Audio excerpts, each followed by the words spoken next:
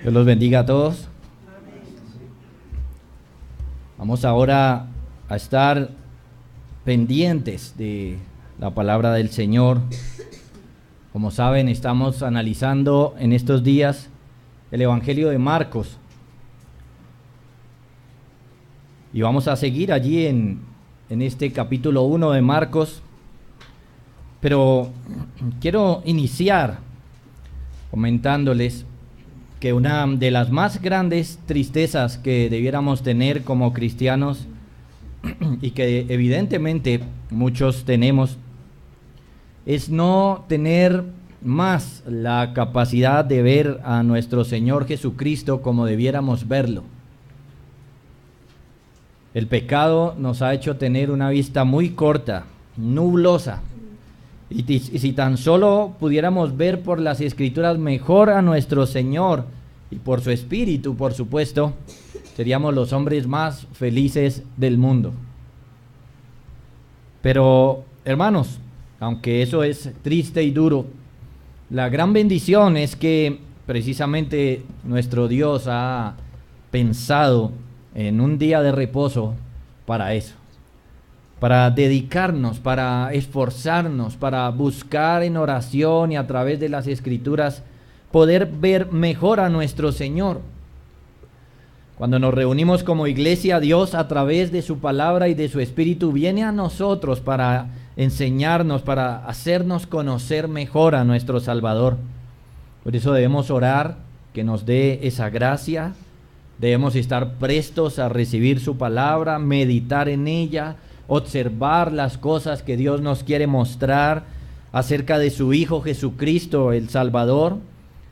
Así, hermanos, tendremos la oportunidad entonces de gozarnos, conociendo y viendo mejor a nuestro Señor una vez cada semana, un día de cada 7, de una mejor forma, hasta que por fin, como dice el apóstol Juan, le veamos tal como Él es en la gloria, cuando venga por segunda vez por su iglesia. El propósito de Marcos es precisamente mostrarnos a este Rey de Gloria. Así que, hermanos, no perdamos esta bendición hoy, esforcémonos por ver quién es el Señor, cómo Marcos quería mostrarnos al Señor para que podamos adorar a nuestro Señor Jesucristo con un corazón asombrado, con un corazón atónito de ver su grandeza, con un corazón que no esté cauterizado por la conciencia, sino que más bien tenga esa capacidad de enternecerse al ver la superioridad de nuestro Señor Jesucristo en todas las cosas, para ser fortalecido por esta visión. Precisamente lo que quiero mostrarles hoy es la superioridad de nuestro Señor Jesucristo como Maestro. Oremos para que logremos este objetivo. Padre maravilloso, te damos gracias una vez más por concedernos este tiempo de adoración pública. Y juntos como iglesia rogamos tu misericordia. Conocemos la dureza de nuestro corazón. Conocemos, Señor, los desafíos que enfrentamos para mantenernos atentos a tu voz. Señor, ten misericordia de nosotros hoy. Enséñanos tu palabra y permite que a través de ella, Señor, seamos llevados a tener una visión de nuestro Señor Jesucristo más gloriosa que transforme nuestras vidas. Por tu Hijo Jesucristo, nuestro intercesor, lo rogamos. Amén. Abra su Biblia ahí en el capítulo 1 de Mateo, verso 21 al 28. Vamos a leerlo una vez más para seguirnos familiarizando con el texto. Marcos capítulo 1, verso 21 al 28. Dice así: y entraron en Capernaum, y los días de reposo, entrando en la sinagoga, enseñaba, y se admiraban de su doctrina, porque les enseñaba como quien tiene autoridad, y no como los escribas. Pero había en la sinagoga de ellos un hombre con espíritu inmundo, que dio voces diciendo: ¿qué tienes con nosotros, Jesús Nazareno? ¿Has venido para destruirnos? Sé quién eres, el Santo de Dios. Pero Jesús le reprendió diciendo: cállate y sal de él. Y el espíritu inmundo, sacudiéndole con violencia y clamando a gran voz, salió de él. Y todos se asombraron, de tal manera que discutían entre sí diciendo: ¿qué es esto? ¿Qué nueva doctrina es esta que con autoridad manda aún a los espíritus inmundos y le obedecen? Y muy pronto se difundió su fama por toda la provincia alrededor de Galilea. Como les dije, vamos a ver la superioridad de nuestro Señor Jesucristo como Maestro. Eso es lo que tenemos aquí. Su autoridad, su supremacía, lo elevado que es Él. Lo vieron algunos en su momento y Dios nos conceda poderlo ver nosotros también hoy. En primer lugar, veamos la superioridad de su enseñanza. Verso 21 y 22. El Señor había estado en el mar de Galilea, recuerden, llamando a 4 de sus discípulos para prepararlos y hacerlos pescadores de hombres. Ahora note que la narración cambia del singular al plural.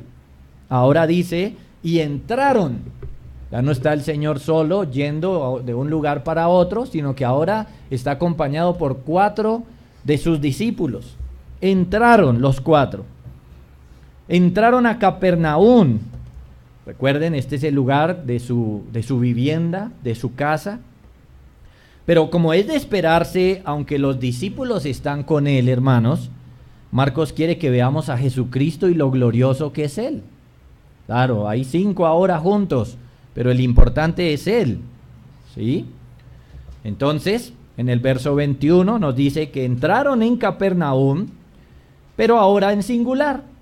Y los días de reposo, entrando en la sinagoga, enseñaba. Él, el Señor Jesús, enseñaba. ¿Y qué pasaba? Se admiraban de su doctrina porque les enseñaba como quien tiene autoridad y no como los escribas. Note lo que nos quiere mostrar Marcos. Nos deja ahí una vez más en Capernaum y nos dice que los días de reposo el Señor enseñaba en la sinagoga. Las sinagogas eran, hermanos, las reuniones religiosas de los judíos después del exilio.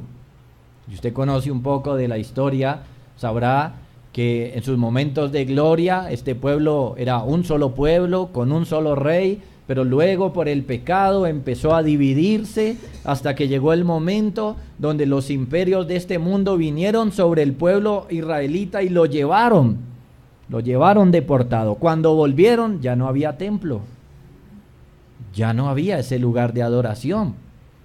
¿Qué ocurrió allí? Bueno, empezaron a reunirse en diferentes lugares para adorar al Señor, y a esto se le llamó las sinagogas. Se reunían los sábados para oír la ley de Dios, para hacer la lectura. Ese era su objetivo principal, pero también empezaron a difundir ahí sus tradiciones, sus interpretaciones de la ley. La sinagoga también se le llamó entonces al lugar de adoración. Se le llamó a sus reuniones sinagoga, pero se le llamó al lugar de adoración también sinagoga. Es algo parecido a lo que hacemos con la iglesia, ¿cierto? La iglesia son las personas, pero también le llamamos iglesia muchas veces al lugar donde se adora. Y empezaron entonces a reunirse, a tener este contacto, y empezaron a construir ciertas casas en las cuales poderse reunir para leer la ley de Dios y entonces allí poder adorar al Señor con la situación tan cambiante que había ocurrido. Se han descubierto, por ejemplo, unas 150 sinagogas en el mundo romano y en otros lugares. Y mire, por ejemplo, lo que dice el Salmo 74, verso 8.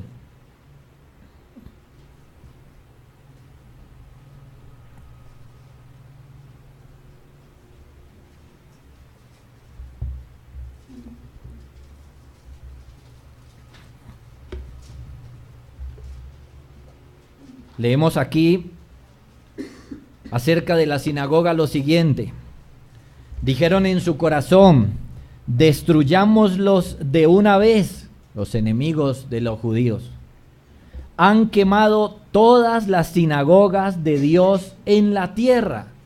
Note cómo al escribirse este salmo ya se reconocía la importancia de las sinagogas como de Dios. Y eran, una vez más, les repito, este sitio para reunirse y escuchar la voz de Dios y adorarle.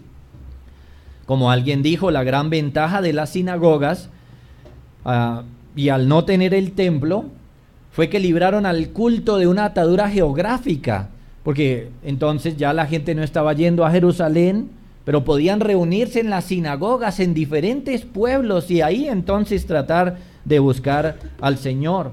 Podían congregarse semanalmente para buscar la bendición de Dios. Como algunos han dicho, la sinagoga es lo más parecido a las iglesias locales hoy, o al revés. Las iglesias locales son muy parecidas a las sinagogas que hubo. Así que ahí en Capernaum, un tanto lejos del templo de Jerusalén, donde vivía el Señor Jesús, hay una sinagoga. Y el Señor entraba, nos dice, los días de reposo. Era su costumbre venir a este lugar. No nos habla de un día de reposo, sino de muchos días de reposo. Entraba en estos lugares y lo hacía precisamente para cumplir en primer lugar la ley de Dios, que tenía que ver con guardar el día de reposo y con guardarlo haciendo actividades de adoración. Es decir, hablando de la ley, el Señor estaba ahí porque cumplió la ley perfectamente. El cuarto mandamiento, acuérdate del día de reposo para santificarlo. Nuestro Señor siempre lo santificó y por eso usted, si lee los evangelios con cuidado, siempre en un día de reposo iba a hallar en el Señor Jesús en una sinagoga. Claro, no todo el día, porque el tiempo de culto no es todo el día, son tiempos, pero ahí estaba, siempre estaba ahí en las sinagogas. Lo cumplió entonces a la perfección y una de las actividades de suma importancia para ese día es reunirse para adorar, para oír la voz de Dios, y entonces nuestro Señor estaba ahí. No hacer esto es un asunto pecaminoso, pero como el Señor Jesús es santo, pues Él estaba ahí en las sinagogas haciendo lo que tenía que hacer. Pero noten que no solamente se reunía para cumplir la ley de Dios, sino para enseñar. En las sinagogas se leía la ley y alguien de alguno de los hombres podía pedir la palabra, se la daban y podía pasar a hacer algunos comentarios acerca de lo que se había leído. De esa manera el Señor Jesús en varias oportunidades, como lo vemos acá, enseñaba. Por ejemplo, bien interesante que Él aprovechó para enseñarle a la gente su palabra y especialmente para darles un conocimiento salvífico, es decir, para predicar el Evangelio. Recuerden que no lo vamos a encontrar aquí en Marcos, porque Marcos no nos quiso decir tanto sus relatos, sino nos lo quiere mostrar a Él. Si queremos ver sus relatos, lo encontramos en otro evangelio. Por ejemplo, Lucas, capítulo 4, versos 16 al 21.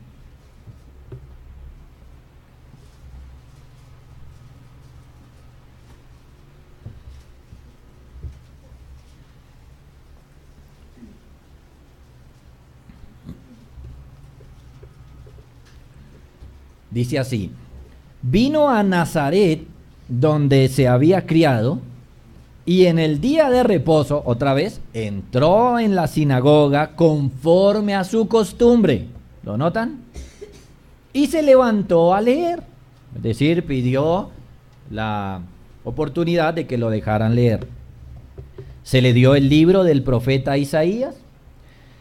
Y habiendo abierto el libro, halló el lugar donde estaba escrito lo siguiente: el Espíritu del Señor está sobre mí, por cuanto me ha ungido para dar buenas nuevas a los pobres, me ha enviado a sanar a los quebrantados de corazón, a pregonar libertad a los cautivos y vista a los ciegos, a poner en libertad a los oprimidos y a predicar el año agradable del Señor.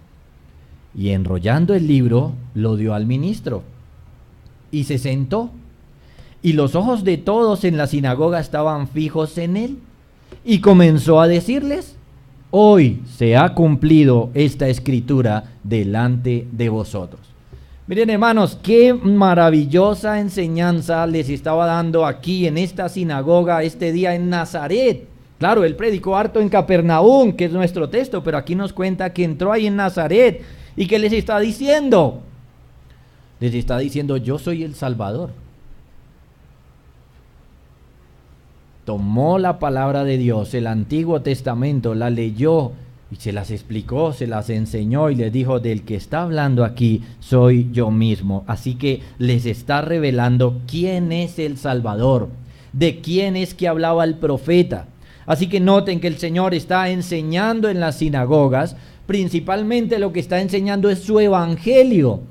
Les está mostrando el plan de salvación, quién es el Salvador, y esto lo hacía cada día de reposo en las sinagogas. Claro, no era el único día que enseñaba, pero ese día más. Así que entraba ahí en su ciudad, en Capernaum, entraba a predicarles, entraba a enseñarles, hermanos. Qué maravilloso entonces que nosotros como iglesia aprendamos de él a valorar el día de reposo, porque muchos no lo valoran, muchos no ven la importancia de congregarse para aprender el evangelio de Jesucristo. Y eso es lo importante, él con su vida, noten, nos dio el ejemplo de lo que es importante para nosotros. Así que debemos aprovechar la reunión de los santos para la edificación.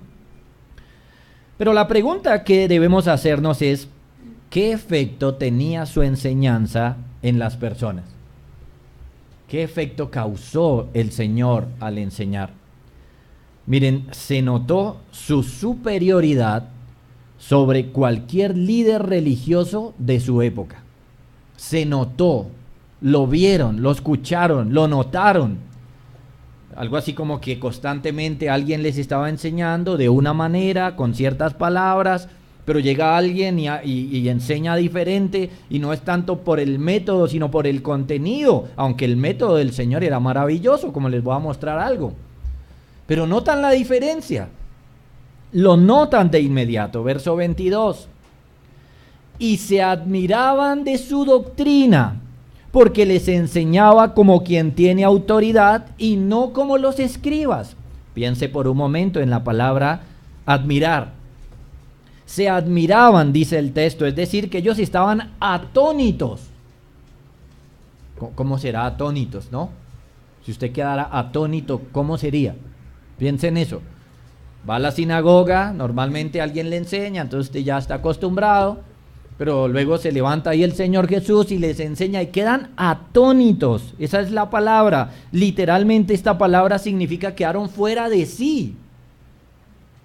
Literalmente esa palabra significa fuera de sí. Oyeron al Señor y quedaron asombrados de lo que estaban oyendo, aturdidos por el asombro y la admiración de oír las palabras del Señor Jesús, porque este no era cualquier discurso, porque este no es cualquier mensaje, porque pararse a oír o sentarse a oír cualquier persona no importa, no tiene peso, pero oír al Señor Jesús es lo más glorioso. Esta gente quedó pasmada y quedaron sobrecogidos al escuchar las palabras del Señor Jesús. Y esto es lo que les estaba diciendo en la introducción. Qué gran tristeza, hermanos, que nosotros leamos un discurso del Señor Jesús en la Biblia y no nos impacte. Qué terrible tristeza leer la palabra de Dios y seguir como si nada. Porque lo que tenemos ahí, hermanos, es algo glorioso, que los que lo oyeron en su momento quedaron asombrados. Como alguien dijo, la gente quedó pasmada. Fue una condición que los mantuvo sobrecogidos. Oyeron al Señor y su enseñanza y quedaron asombrados, hermanos. Oír al Señor para ellos no fue una experiencia liviana. No lo fue. Fue intensa, fue penetrante, tocaba el corazón de sus oyentes, les impactaba y los dejaba con asombro y admiración. Es decir, acababa el discurso sin palabras. Y si habían palabras es, ¿qué es esto? ¿qué es esto? ¿Qué es esta nueva doctrina que está trayendo esta persona frente a nosotros? Oyeron al Señor y quedaron asombrados, y por eso el texto nos dice, hermanos, la razón por la cual quedaron asombrados. En el verso 22 hacia el final, la segunda parte dice, porque les enseñaba como quien tiene autoridad y no como los escribas. Se notaba la diferencia, mejor dicho, se notaba la superioridad entre el Señor Jesús y los maestros de Israel. Se notaba que él enseñaba diferente, y la diferencia estaba en su autoridad. Tenía autoridad para decir las cosas. Voy a mostrarles algunas de esas diferencias. Los escribas muchas veces cambiaron la palabra de Dios por la tradición de los ancianos. Marcos 7:8.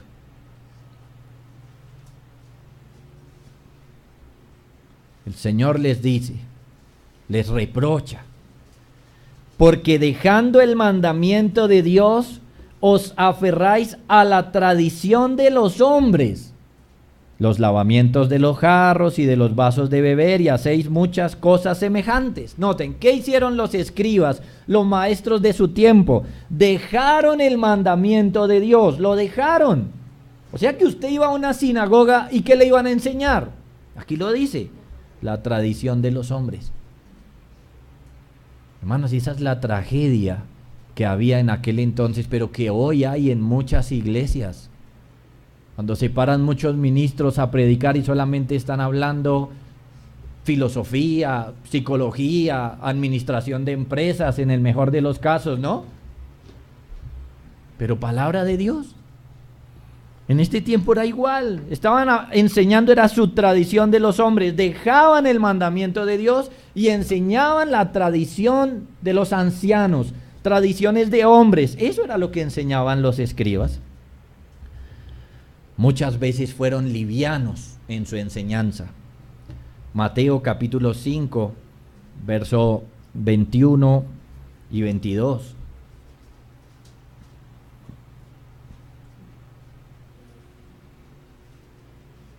Dice el Señor Jesús, oísteis que fue dicho a los antiguos, no matarás, y cualquiera que matare será culpable de juicio.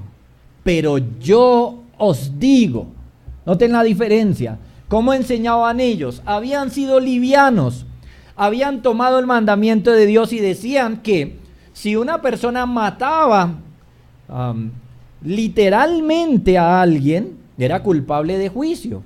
Pero fueron livianos con el mandamiento, porque ese mandamiento no meramente significa eso. Si usted sigue leyendo, el Señor dice, pero yo os digo, en resumen, cualquiera que odia a su hermano es un homicida.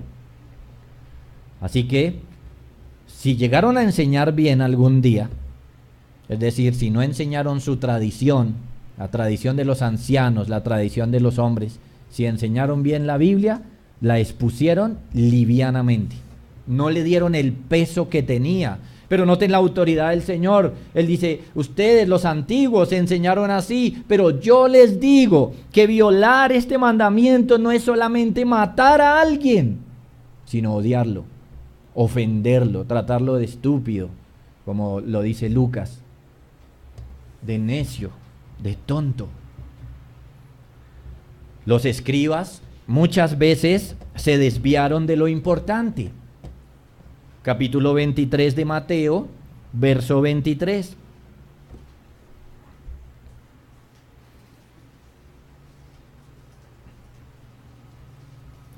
Muchas veces se desviaron de lo que verdaderamente es importante.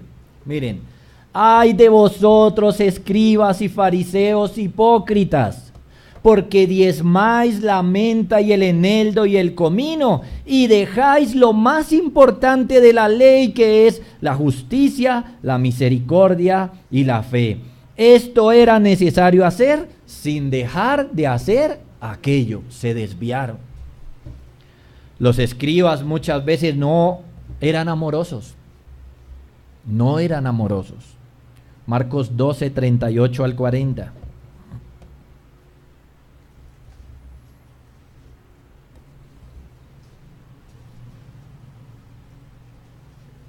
Marcos 12:38 dice: y les decía en su doctrina, el Señor Jesús en su enseñanza les decía: guardaos de los escribas, que gustan de andar con ropas largas y aman las salutaciones en las plazas y las primeras sillas en las sinagogas y los primeros asientos en la cena. Pero mire 40, que devoran las casas de las viudas. No eran amorosos. Eran los maestros de Israel, pero al ir, ¿no?, y acercarse ante las personas más necesitadas del pueblo, recuerden, siempre el Señor ha mostrado como los más necesitados las viudas y los huérfanos. Y cuando estos se acercaban a las viudas, aquellas a quienes el Señor les había mandado que las cuidaran, que las protegieran, que las abrazaran en su seno para que ellas tuvieran lo necesario, ¿qué hacían los escribas? Devoran las casas de las viudas. ¿Cuál era el amor que había en sus corazones? Pero el Señor Jesús, con una sola mirada tierna, hizo llorar a Pedro amargamente, porque era amoroso, es amoroso. Así que, como ven, no es difícil mostrar la diferencia entre el Señor Jesús y los escribas. Hermanos y amigos, y esta gente allá en Capernaum, en este pueblo, oyó al Señor Jesús y quedó atónita. Quedaron asombrados, quedaron admirados. Qué glorioso es el Señor Jesús, hermanos. Qué superior es, no tiene comparación como maestro. Él es el maestro de maestros. Y hoy está aquí en medio nuestro, hermanos, precisamente. Y debemos adorarlo, reconociendo entonces su grandeza. Debemos admirarnos también de poder leer su palabra y ver lo glorioso que es, que fue en su vida, humanamente hablando, pero que sigue siendo hoy glorioso, porque si de alguna manera la iglesia de Jesucristo ha aprendido algo, lo ha aprendido por Él. ¿A qué hemos venido hoy? A admirar a nuestro Señor, a ver a Jesucristo en las páginas de la Escritura y adorarlo por ello, porque es el maestro de maestros. Debemos estar atentos a su enseñanza, que es más elevada. Su palabra es superior, como lo pudieron comprobar los judíos y como lo puede comprobar usted si mira la enseñanza del Señor Jesús. Segundo, miremos la superioridad de su poder. El Señor Jesús no es cualquier maestro y no es, hermanos, un charlatán, no es alguien que sabía de técnicas de manipulación verbal, no es alguien que había aprendido a tomar un escenario y hacer de ellos lo que quisiera manipulándolos, no. Su enseñanza, su doctrina era poderosa. Verso 23 al 27 nos dice: pero había en la sinagoga de ellos un hombre con espíritu inmundo que dio voces diciendo: ¿qué tienes con nosotros, Jesús Nazareno? ¿Has venido para destruirnos? Sé quién eres, el Santo de Dios. Pero Jesús le reprendió diciendo: cállate y sal de él. Y el espíritu inmundo, sacudiéndole con violencia y clamando a gran voz, salió de él. Y todos se asombraron, de tal manera que discutían entre sí diciendo: ¿qué es esto? ¿Qué nueva doctrina es esta que con autoridad manda aún a los espíritus inmundos y le obedecen? Ahora miren, en esa sinagoga, en Capernaum, en ese pueblo, había un hombre que tenía espíritu inmundo. Bueno, en realidad son varios espíritus inmundos, pero el que toma la vocería dice: ¿qué tienes con nosotros? Está ahí en esa sinagoga, está ahí metido. Cada día de reposo estaba ahí oyendo lo que fuera que le enseñaran. Leían la ley de Dios y se ponían a enseñar la tradición de los ancianos. Tal vez, seguramente muchas veces hicieran comentarios buenos de la Biblia, pero ahí estaba él, estaba metido allí entre ellos. ¿Qué tenemos ahí? Un hombre poseído. Hermanos, y permítame decir que esto es algo muy diferente a todo lo que hayamos visto. Nosotros no hemos visto poseídos. Es una mentira, mucha gente que anda por ahí supuestamente librando a la gente de demonios, o sea, libran a alguien que tiene demonios y ese supuesto endemoniado no se parece para nada a lo que dice la Biblia. O sea, están inventando que hoy hay gente endemoniada, ¿no? Cuando yo era joven fui a una iglesia y estaban predicándonos un buen sermón, fue bueno. Pero supuestamente era un sermón para creyentes y el sermón decía, basado en el texto que habla del Espíritu Santo, diciendo, donde está el Espíritu de Dios hay libertad. Y el sermón fue bueno porque nos decía, todo el que tenga el Espíritu Santo es libre. Bueno, pero al final se contradice y dicen, bueno, entonces ahora pasen acá que les vamos a reprender el diablo. O sea, todo el mundo es endemoniado ahora. No. Esto que tenemos aquí es una persona que estaba poseída por el diablo. Eso no es lo que vemos hoy. Ahora todo el mundo está poseído, ¿no? Si cometen un pecado de fornicación, es que usted tiene un espíritu de fornicación. Mentiras, eso no es un espíritu, eso es un pecado. Eso no es un espíritu que hay que reprenderle, es un pecado del que debe arrepentirse. Eso es muy diferente. Pero aquí sí, hay un endemoniado. Un hombre poseído por el diablo. De alguna manera los demonios entraron en él y empezaron a tomar el control de su ser. Una cosa tremenda, hermanos, terrible, mala para ellos. Si usted recuerda, por ejemplo, el endemoniado de Gadara se hacía daño, se cortaba a él mismo, se destruía a él mismo. Esto es muy diferente, hermanos, de lo que hay hoy en día.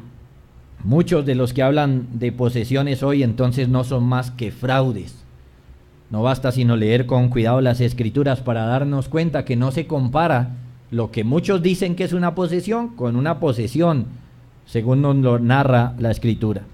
Estaba ahí en la sinagoga y nunca pasaba nada. O sea, este poseído seguía yendo a la sinagoga, seguía asistiendo.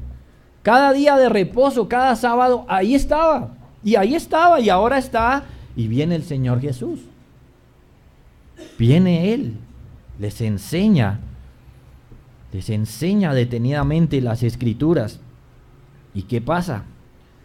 Se revela que aquí hay este demonio o estos demonios dentro de una persona. ¿Por qué? Por la enseñanza del Señor Jesús.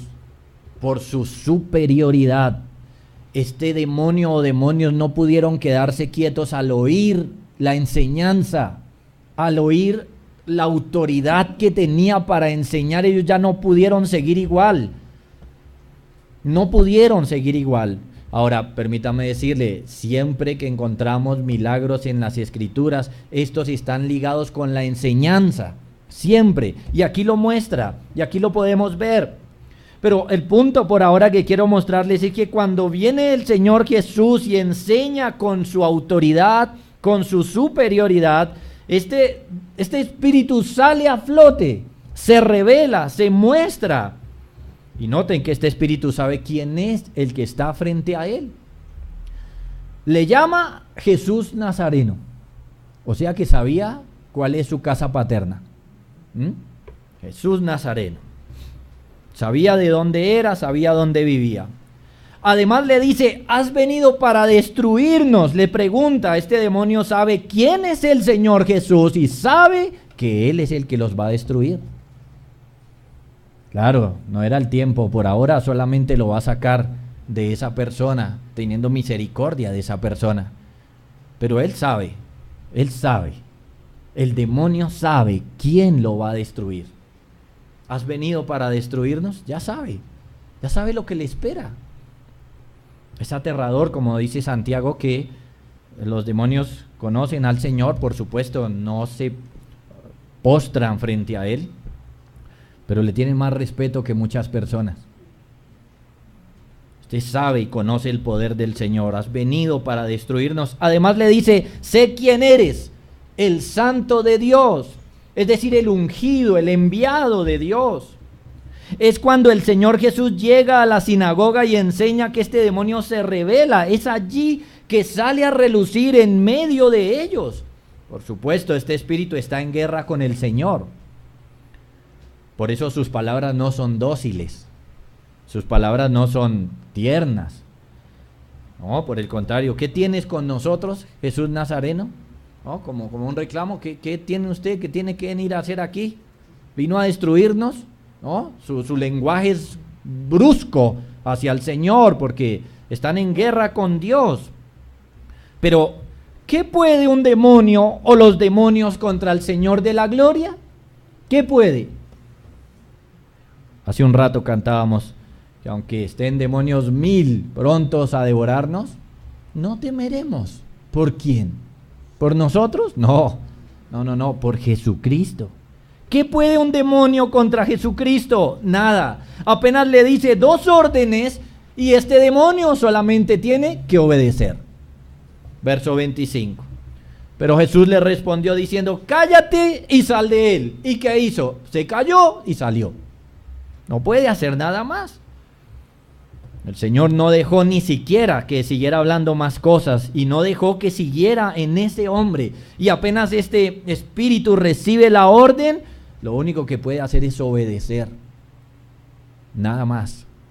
Verso 26.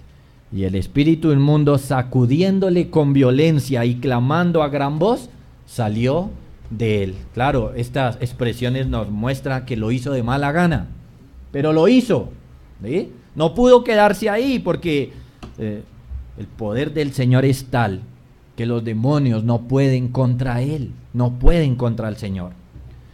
Lo hizo de mala gana porque no es un siervo de Dios. Solamente los siervos de Dios obedecen al Señor de buena gana, tanto si son ángeles como cristianos. Los cristianos obedecen al Señor de buena gana, no de mala gana. Pero este no es un siervo de Dios, es un enemigo. Sin embargo, no puede hacer otra cosa sino obedecer. Su mala gana se nota en que sacudió al hombre. Algunos traducen esta palabra como que lo destrozó, pero sería una mala traducción. La mejor traducción es que lo hizo convulsionar. O sea que fue terrible. Lo sacudió y salió. Bravo, ¿no? Y tenemos un enemigo de Dios, entonces no está contento que el Señor lo saque, pero no puede hacer más, le toca irse. No tiene permiso para estar ahí. El Rey de la Gloria gobierna y todo lo que pasa es lo que Él dice y no más. Y le dice: sal de él. No pudo hacer otra cosa, salir de él. Y cogió a este hombre y lo sacudió, pero no pudo hacer nada más. Tuvo que salir. Salió haciéndole a este hombre, salió dando un grito, pero salió y salió de inmediato. De inmediato.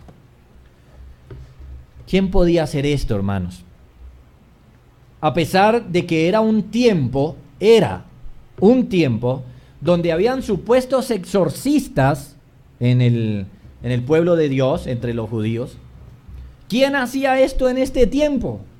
Nadie. Supuestamente habían exorcistas en ese tiempo y nadie podía liberar a otro.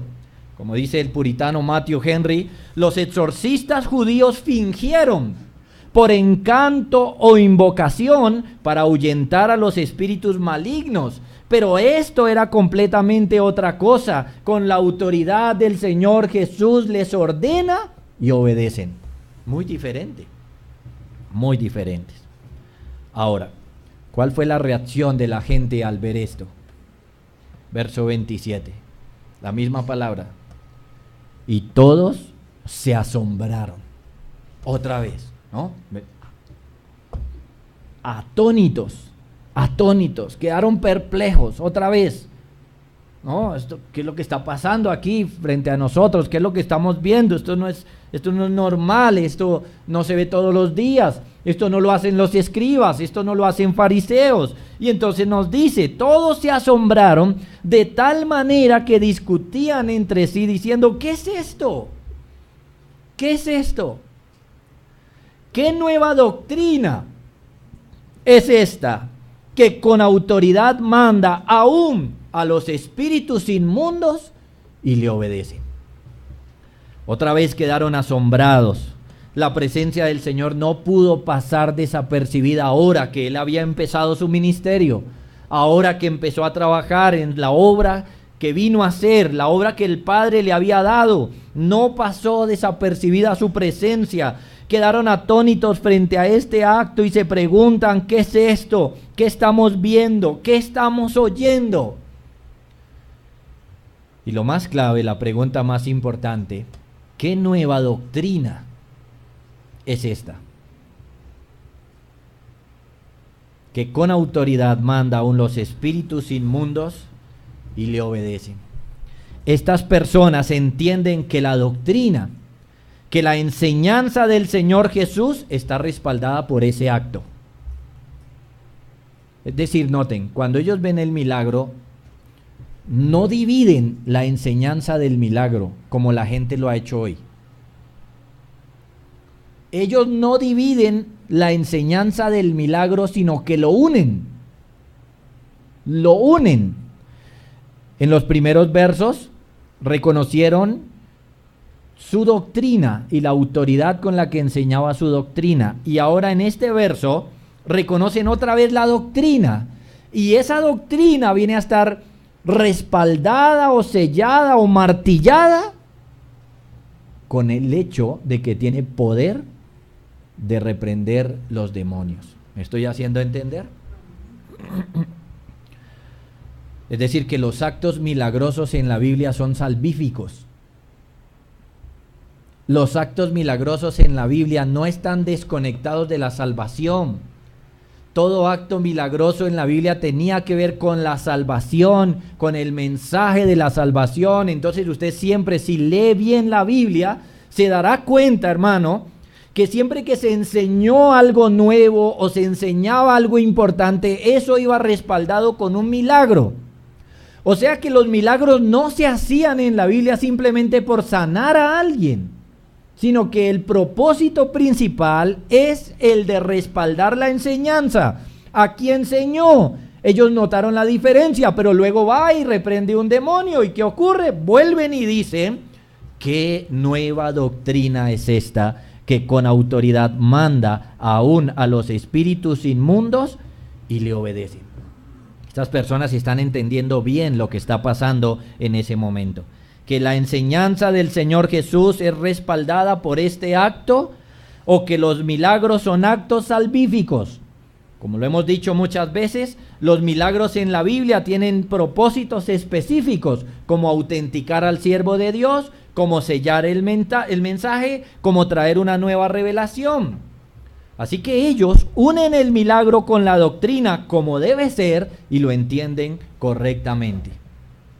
Lo están entendiendo correctamente, como debemos entenderlo nosotros. El hecho de que el Señor mandó callar a este espíritu y mandó salir este espíritu de ese hombre, respalda su doctrina. El hecho de que los espíritus inmundos obedecen al Señor, entonces nos debe hacer pensar seriamente en la enseñanza del Señor Jesús. ¿En qué fue lo que dijo? Claro, Marcos no nos lo cuenta aquí, ¿no? Pero ¿qué predicó el Señor? El Evangelio. El Evangelio. Así que noten que el Señor Jesús es superior a los escribas en su enseñanza, porque enseña como quien tiene autoridad, y es superior porque su doctrina está respaldada con un poder sobrenatural que puede echar fuera demonios. Este es el Señor Jesús. Miren, no es cualquier persona, no es cualquier ser, no estuvo aquí por este mundo y pasando desapercibido, no. Él es el Todopoderoso, y el mismo diablo y los demonios no pueden con Él. No pueden con nuestro Señor. Y noten que el Señor Jesús ni siquiera entra en guerra con ellos. Ellos están en guerra con Él, y por eso le hacen guerra a la iglesia. Pero el Señor Jesús no entra en guerra con ellos. Con tan solo decirle 2 palabras, ya, cállese y salga de él. Con eso no más, el Señor los vence. ¿Recuerdan Génesis 3:15? Pondré enemistad entre ti y la mujer, entre tu simiente y la simiente suya. Esta te herirá en la cabeza y tú le herirás en el calcañar. ¿Cuál es la herida que pudo causarle Satanás al Señor? Una herida pequeña ahí en el pie. Fue lo único. Pero ¿qué hizo el Señor Jesús con el diablo? Aplastó su cabeza. Lo venció. Lo venció. Por más esfuerzos que Satanás haga contra el Señor, no son más que una pequeña herida en el calcañar. Mientras que los demonios saben que el Señor los va a destruir. ¿Has venido a destruirnos? No tienen opción. No tienen opción.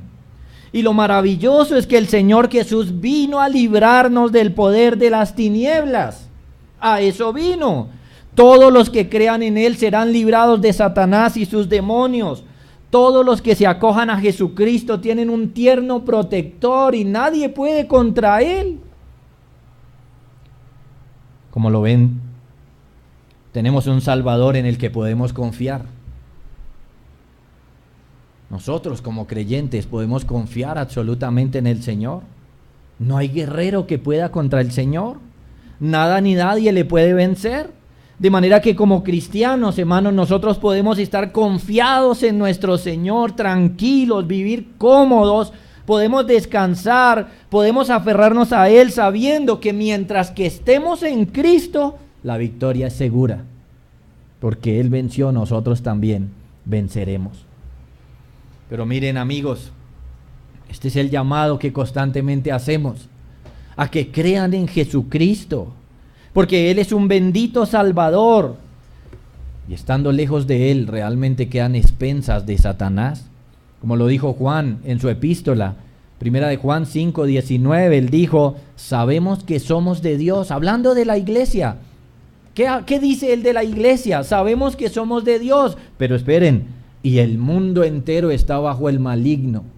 Es decir, que si usted no es cristiano, usted está influenciado por el diablo. Ojo, no está poseído.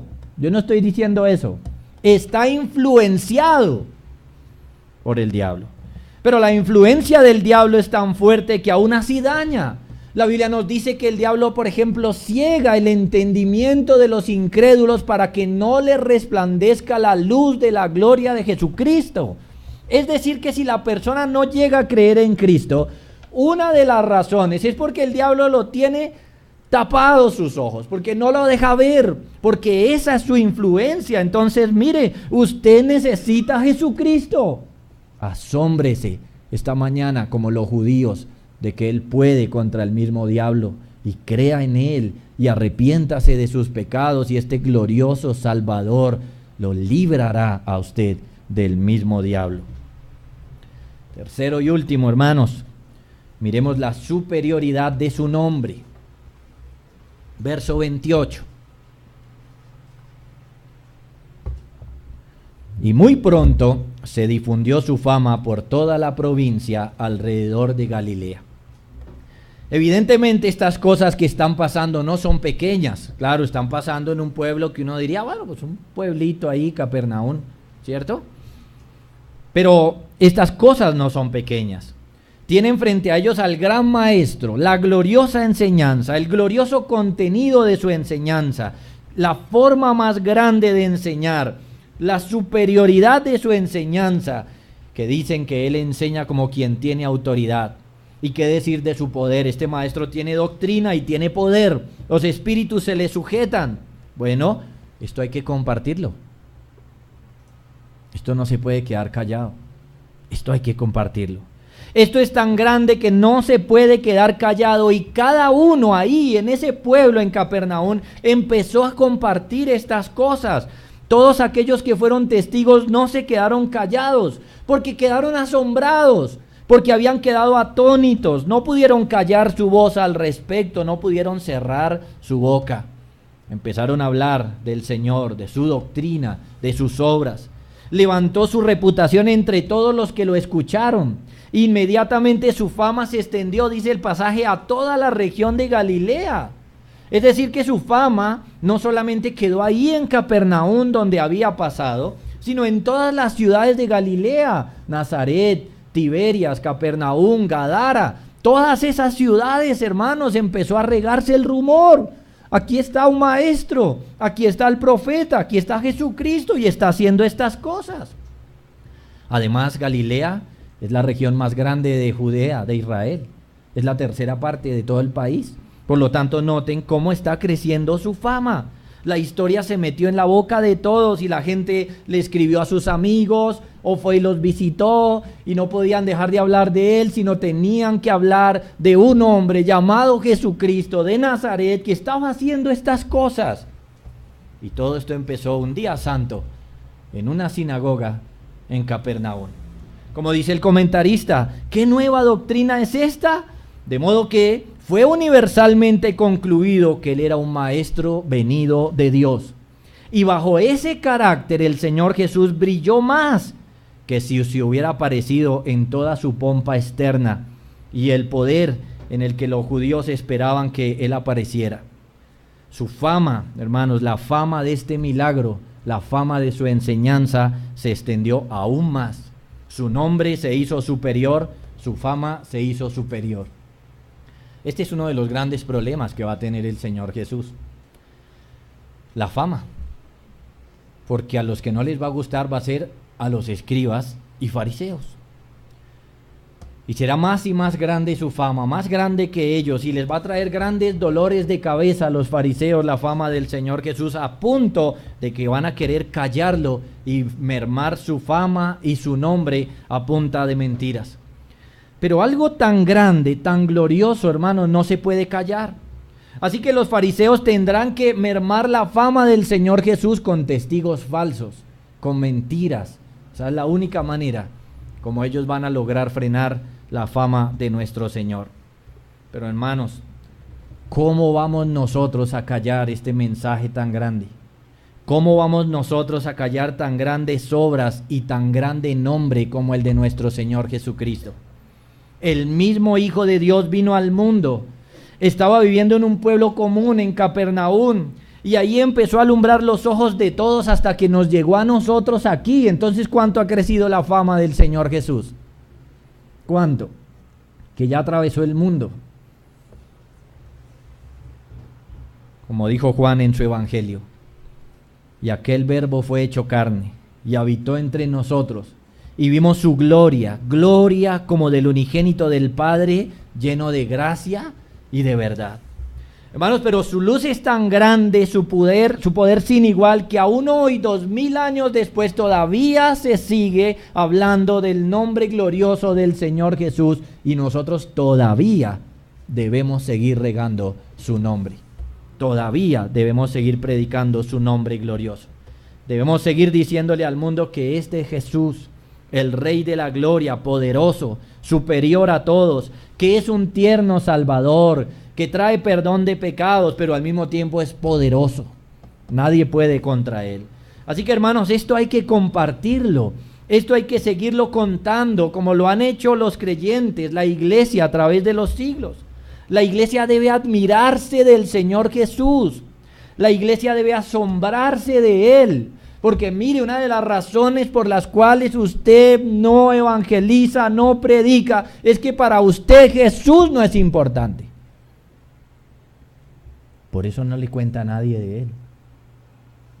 Pero si la iglesia se asombra de Jesús, si la iglesia se admira de Jesús como tiene que admirarse, hermanos, la iglesia tiene que seguir hablando y regando su fama a través de todo el mundo. Esto no se puede callar, y somos nosotros ahora, hermanos, los portadores de las buenas nuevas.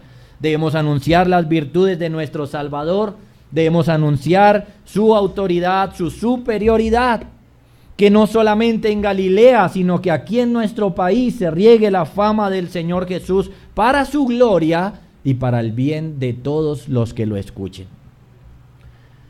¿O será que usted no está admirado con él? ¿Será que usted nunca ha quedado atónito de ver su gloria? ¿Será que usted no conoce a Jesucristo? Si es así, le digo, mire, este es Jesucristo, el maestro por excelencia, cuya doctrina sacudió el mundo antes y hoy la puede seguir sacudiendo, cuya doctrina tiene el propósito de salvar. Este es Jesucristo, a quien los mismos demonios no pueden hacer otra cosa que obedecerle. Este es Jesucristo, el más ser glorioso y famoso del universo, el Creador y su único Salvador, en el cual debe estar nuestra fe. si es que hemos de ser salvos. Oremos. Padre, te damos muchas gracias por esta mañana, por este tiempo maravilloso, por el Evangelio de Marcos y por su propósito de mostrarnos al Señor Jesús. Qué grande es nuestro Señor, qué glorioso es nuestro Señor. Gracias, Señor, por dejarnos estos relatos, estas palabras. Gracias, Señor, por llamarnos a admirarnos con Él. Gracias por llamarnos también a ser parte de aquellos que tienen el privilegio de anunciar las buenas nuevas. Señor, gracias por habernos dado tu Hijo y permitirnos saber que es lo más grande que nos ha podido pasar. Padre, rogamos perdón y rogamos que perdones a todos aquellos que, llamándose cristianos, no tienen a tu Hijo Jesucristo en alto. Ten misericordia de ellos. Ten misericordia también de aquellos, Señor, que no creen en Él. Que estas gloriosas palabras, Señor, les llamen al arrepentimiento. Y en general, Señor, permítenos hoy salir admirados de lo glorioso que es tu Hijo y dedicar este día para adorarlo. Por Él oramos, por nuestro Rey y Salvador Jesucristo. Amén. Dios los bendiga.